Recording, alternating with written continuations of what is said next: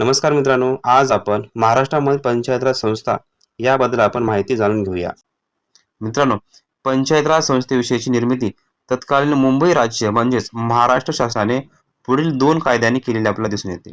त्यामध्ये नंबर 1 मुंबई राज्य म्हणजेच महाराष्ट्र ग्रामपंचायत कायदा 1958 आणि नंबर 2 महाराष्ट्र जिल्हा परिषद व पंचायत समिती कायदा 1961 यानुसार केले आपल्याला दिसून येतील.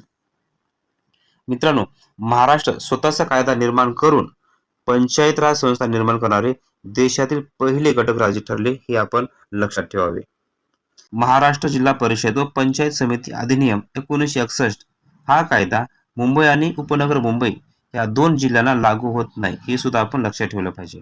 नाईक समितीने केलेल्या शिफारशीच्या आधारेच महाराष्ट्रामध्ये 1 मे 1962 रोजी पंचायत राज संस्थेची स्थापना करण्यात आली आणि महाराष्ट्र हे भारतातील पंचायत राज संस्थेचा स्वीकार करणारे 9वे राज्य ठरले आहे.